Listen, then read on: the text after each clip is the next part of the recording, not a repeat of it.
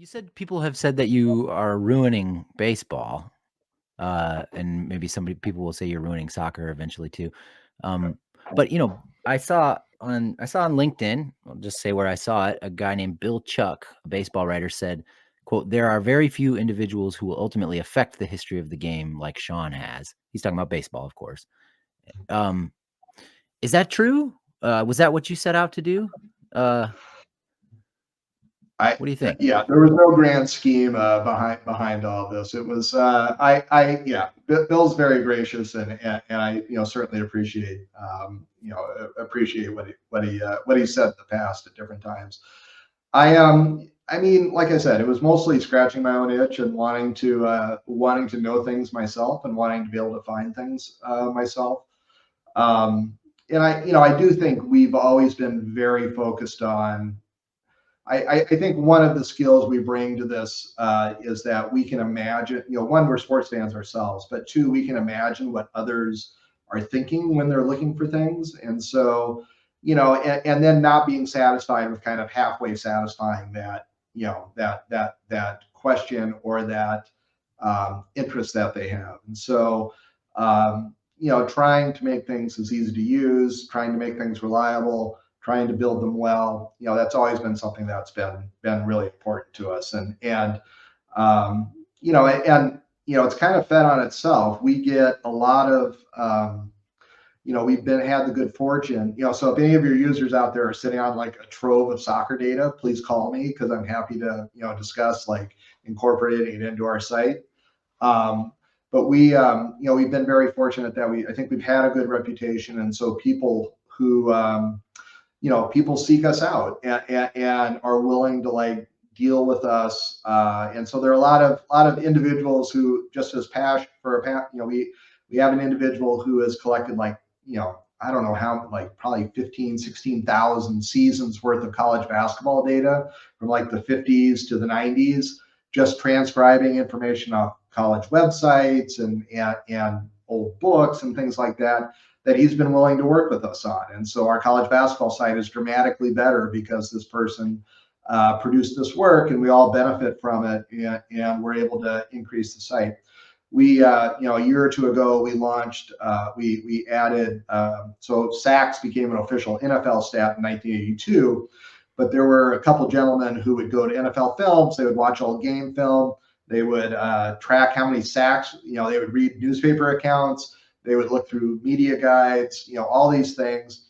And we knew how many times the quarterbacks had been sacked, but we didn't know who had done the sacking. So they like did a giant reconciliation and gave us sack data back to the 1960s, which, Wow. we were happy to have. We put it on the site and it just kind of blew up. We didn't think that, we didn't even do like a big promotional aspect of this, but like the level of interest that it generated was just massive. And so there was this, Bubba When was Baker this? had When did this old SAC data go live? Like you it said, went 2-3 years ago. it was sometime during the pandemic. So Okay. it was sometime after 2020, maybe 2021.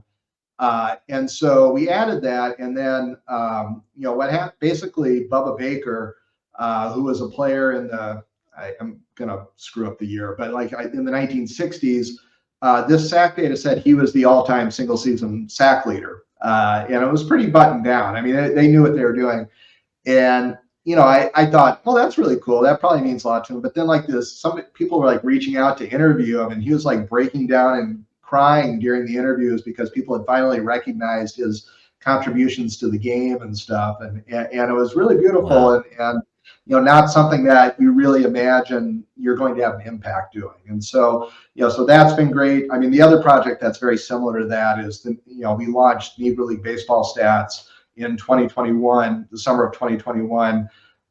Major League Baseball, we had kind of come to that conclusion ourselves, but Major League Baseball also said, the Negro Leagues or major leagues should be considered major leagues. And so we, kind of one of the biggest projects we'd ever done was integrating the Negro League stats into the white major league stats, the AL and the NL. And so it's, there's, we kind of take these issues very seriously, and like data democratization is a big value of our company.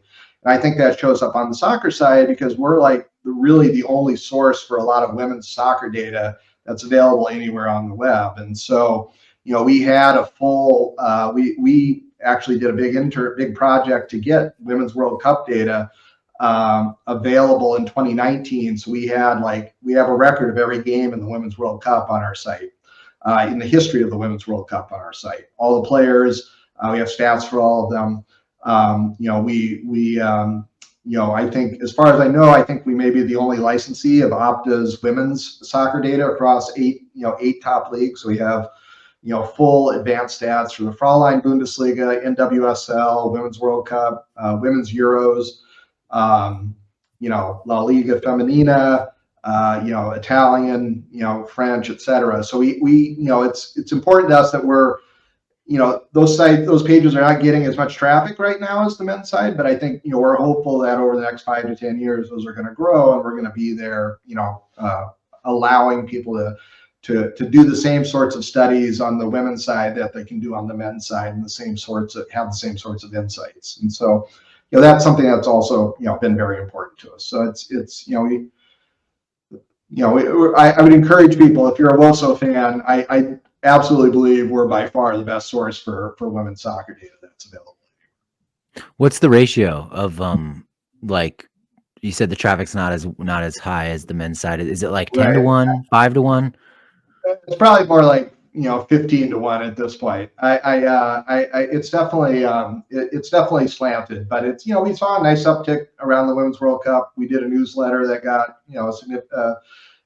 probably 10, 15,000 subscribers to it. So it's there's an audience there for it, and we're definitely trying to serve them. Yeah. Hopefully the audience keeps growing.